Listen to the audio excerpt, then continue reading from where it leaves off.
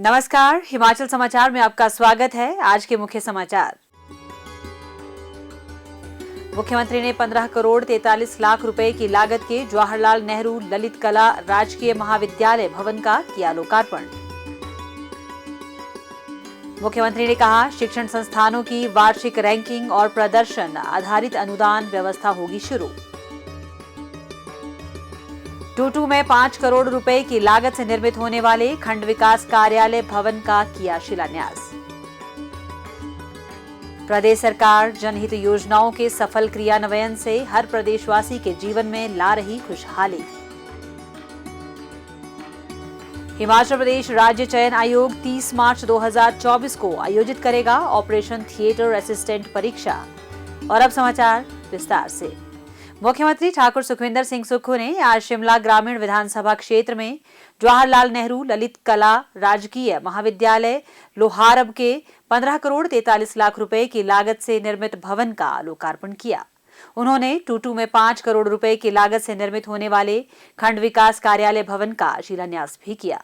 इस अवसर पर आयोजित जनसभा को संबोधित करते हुए मुख्यमंत्री ने ललित कला महाविद्यालय में नए पाठ्यक्रम शुरू करने व स्मार्ट कक्षाएं विकसित करने तथा खेल मैदान के लिए 20 लाख रुपए प्रदान करने की घोषणा की। उन्होंने कहा कि इस क्षेत्र के लिए बस सेवा आरंभ की जाएगी और महाविद्यालय में छात्रावास सुविधा उपलब्ध करवाने के भी प्रयास किए जाएंगे। और मुझे बड़ी खुशी है कि इस संस्थान की नींव हमारे पूर्व मुख्यमंत्री स्वर्गीय श्री वीरभद्र सिंह जी ने रखी थी। आज वो इस दुनिया में नहीं रहे हैं, लेकिन उनके द्वारा ये नींव जो रखी गई है संस्थान की, वो इस बात का परिचय देती है कि इस संस्थान में 17 राज्यों के बच्चे पढ़ रहे हैं। अभी कोर्सेज कम है, 203 के करीब यहाँ बच्चे पढ़ रहे हैं। सिर्फ एक विज्ञापन के माध्यम से बच्चे पढ़ने आते हैं, यानी कि हमारे हिंदुस्तान के 17 राज्यों से जब इस संस्थान में बच्चे पढ़ने आते हैं तो उसमें शिक्षा की गुणवत्ता पर अभी से ही ध्यान देना पड़ेगा।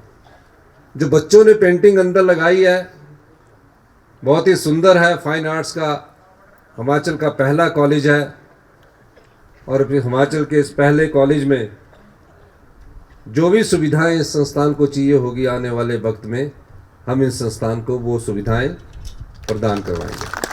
मुख्यमंत्री ने कहा कि प्रदेश सरकार शिक्षा के क्षेत्र में व्यापक सुधार कर रही है और गुणात्मक शिक्षा को विशेष अधिमान दिया जा रहा है। वित्त वर्ष 2024-25 में सभी शिक्षण संस्थानों की वार्षिक रैंकिंग और उनके लिए प्रदर्शन आधारित अनुदान व्यवस्था की शुरुआत का प्रावधान किया गया है। यह व्यवस्था ऑनलाइन पोर्टल के माध्यम से विकसित की जाएगी। उन्होंने कहा कि पढ़ने लिखने की संस्कृति विकसित करने के लिए बहुआयामी प्रावधान किए गए हैं। मुख्यमंत्री ने Rajiv Gandhi day boarding school, cluster प्रणाली, अंग्रेजी माध्यम में शिक्षा, डॉक्टर YS परमार विद्यार्थी ऋण योजना, मुख्यमंत्री सुख शिक्षा योजना, मुख्यमंत्री सुखाश्रय योजना, दूध खरीद के लिए न्यूनतम समर्थन मूल्य, विभिन्न योजनाओं, आपदा राहत पैकेज, ग्रामीण अर्थव्यवस्था सशक्तिकरण, भ्रष्टाचार के प्रति शून्य सहिष्णुता सहित विभिन्न विषयों के बारे में सरकार के प्रयासों की विस्तृत जानकारी दी। 14 महीने पहले हिमाचल की जनता ने जब कांग्रेस की सरकार को आशीर्वाद दिया था, सत्ता संभालने के बाद जब मैंने शिक्षा विभाग की बैठक ली और शिक्षा विभाग के आंकड़ों को जब मैंने जाना और क्वालिटी एजुकेशन की दिशा में हमने बात करनी शुरू की, तब पता चला कि क्वालिटी के स्तर पर हम हिंदुस्तान में 18वें स्थान पर पहुंच चुके हैं। फिर हमने उस दृष्टिकोण से आगे बढ़ना शुरू किया, सोच विचार किया और हमने कहा कि पहले आधारभूत ढांचा को मजबूत करने की जरूरत है। फिर क्वालिटी एजुकेशन की दिशा में हमने बढ़ना शुरू किया और किस प्रकार इस कमियों को दूर किया जा सके, उन कमियों की पहचान की गई। और आपने देखा होगा कि आने वाले जो एकेडमिक सेशन होगा उसमें स्कूली शिक्षा में महत्वपूर्ण बदलाव हम करने जा रहे हैं। उसके बाद हमारा बजट आया। बजट में एक ऐसे स्कूल की परिकल्पना की गई जिसमें ग्रामीण स्तर पर बच्चों को अच्छी शिक्षा मिले, अच्छी सोच उनके मन में विकसित हो। और शिक्षा एक ऐसा आधार है जो उसको आरंभिक स्तर पर मिलना शुरू हो जाए, उसका आत्मविश्वास बढ़ता जाता है। इसलिए हमने बजट में 68 विधानसभा क्षेत्रों में Rajiv Gandhi day boarding school खोलने का निर्णय लिया। और मुझे खुशी है कि हमने तकरीबन 25 से 50 बीघे के बीच में एक स्कूल होगा और उस स्कूल में जब सुबह बच्चा स्कूल में आ जाएगा तो शाम के 6 बजे तक वो सभी प्रकार की एक्टिविटीज़ में पार्टिसिपेट करेगा।